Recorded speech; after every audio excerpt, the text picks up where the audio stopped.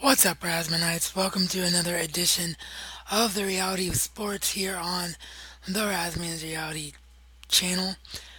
I know I originally said that this was going to be a daily video series, but I work as well as the fact that I am also trying to serve my entertainment audience too. So I'm going to try and do this every day.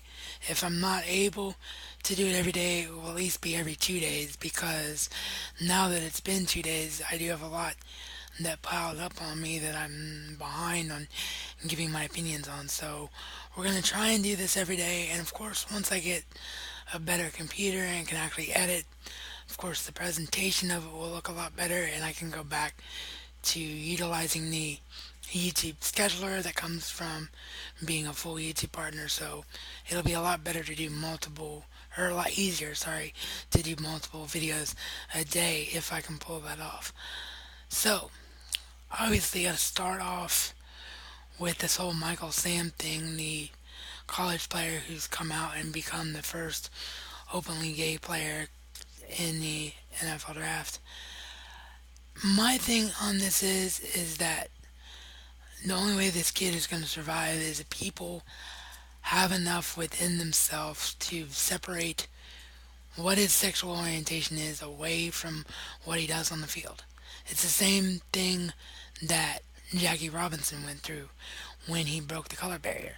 The color of his skin didn't need to have and shouldn't have had any reflection on what he did on the baseball field, but it did for a very, very long time, and it was a very, very difficult number of years for him, but now he is recognized for the accomplishments that he's done. I'm not saying that having a different sexual orientation makes you on the level of breaking a color barrier and that he's going to be, on some kind of iconic status because he was the first guy to ever do that. I don't think that'll ever happen because this is a sports world and has nothing to do with personal life. What I'm saying is he's facing similar challenges and it's going to be similar attitudes.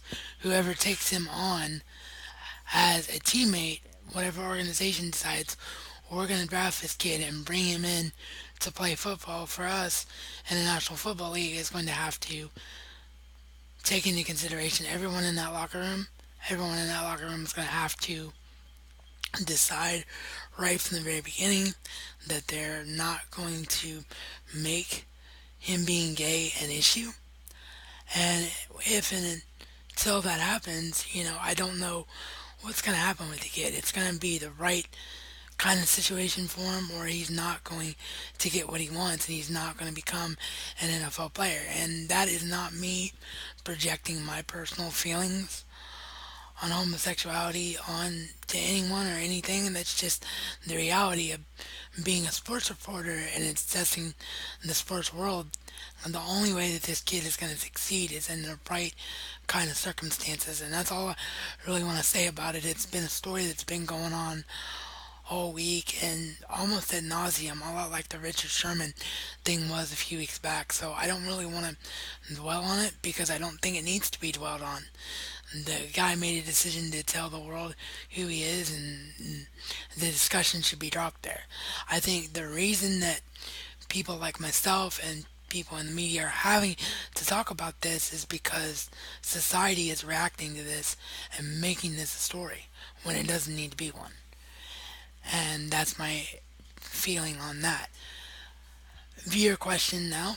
Is Kevin Durant better a basketball player right now? Is he a better basketball player, than LeBron James? Is he the best player in the NBA? You know what? That is a very hard thing to talk about because they're two different type of players. LeBron is the guy that makes everybody better around him.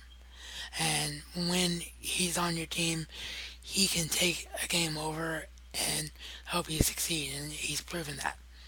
Kevin Durant is a more complete player right now, particularly in the outside game. His ability to shoot the basketball fluently, especially from 3 point range, makes him a different dynamic of a player than LeBron. That's why I don't like really ranking players. I mean, when a guy's career is over, then he start to look at his stats and start to look at what he did for his sport and determine if he's one of the greatest of all time. But in the moment during a guy's career, like LeBron himself just came out with a thing about NBA Mount Rushmore and said he's going to eventually be on NBA's Mount Rushmore.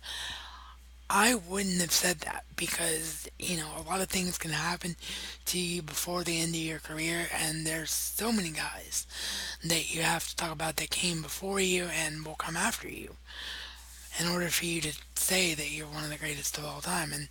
And that's a thing that changes all the time in any sport.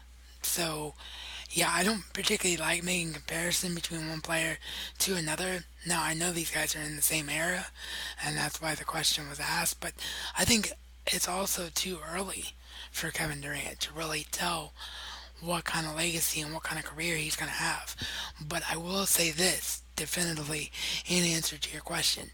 LeBron James is one and Kevin Durant's 1A. I mean, to me, there is no 1 and 2 between those two. They are the two greatest players in professional basketball right now.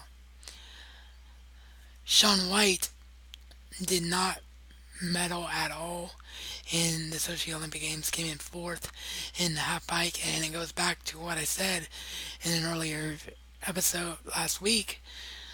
Him pulling out of the other event in the Olympics now becomes more of a story because he literally kept a spot away from somebody else who could have qualified for the Olympics had he not went there. He's clearly not healthy this year, and that's evident by the fact that he pulled out of one event and didn't even medal, came in fourth in the other event that he participated in. So I'm just really disappointed in Shaun White. No, I hope that this is something the Olympic Committee looks at, and I hope that they are more poignant about the qualifications that it comes to making the Olympics. I don't think that being a past Olympic champion, I know this is controversial, but this is honestly how I feel. I don't think that being a past Olympic champion should automatically qualify you for the Olympics because it was on that basis I think that Shaun White made these Olympic Games, and he's clearly not who he used to be. It would be like saying Michael Jordan's going to get a spot on an NBA team because he was great 10 years ago. It doesn't work that way in the sports world, and it shouldn't work that way in the sports world. And finally, sports world, sorry, got a little tongue tied there. And finally, I want to address the second viewer question, which is what does Ohio State need to do? Because this is obviously a person that knows I'm an Ohio State football fan. What do they need to do this year to erase the bad memories of last year? Well, I think the first step they made obviously was to have the really strong draft class, and they have the number 5 draft class in the country. They're going to be able to fill all those holes and be better defensively. So that's step one. And step two is just to have a short memory.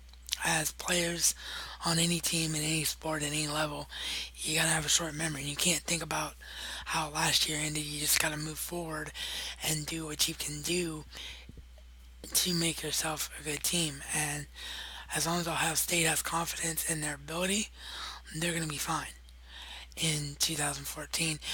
And I think the biggest thing is out of their hands, and that's the Big Ten itself is stronger this year. There's not going to be a lot of weak schedules with Maryland and Rutgers joining the league. So they're going to have a chance to prove just how good they are week after week after week. What happened to them with the ending of last year, losing to Michigan State and not being really deserving of that number 2 ranking, in hindsight, it was because of weak schedule. No Big Ten team is going to have that this year. So if Ohio State is in the position at 12-0 at the end of the year to be considered to play for national title, they will have earned it. So I don't think there's a lot they need to do except be themselves. But I do think that Urban Meyer, the kind of personality that he is, he's not going to let last year's loss of the Big Ten stand. And I think that he is going to be more on top of his players than ever before. So yeah, they will be a powerhouse again. The question is, how long will it be before they win a national title? This is Braxton Miller's last year as the Buckeyes quarterback. So if he's going to be the one to lead them to one, it's got to be this year. So we'll have to wait and see how that unfolds. With that, as always, all episodes on and all videos on this program and channel are brought to you by geeky.com. When it's just not geeky enough, check them out below. Full screen referral link also as well down below in the description box. Any questions or comments you guys and gals have, my social media. Oh, speaking of social media, fans of this particular series asked me about graphics for the reality of sports. I have somebody that's working on that for me. If for whatever reason he's not able to come through for me, I will reach out to some of you who've been nice enough to offer help with that. I do appreciate it. This is reality according to the Razman and Razman style. It's not just a catchphrase, but a way of life.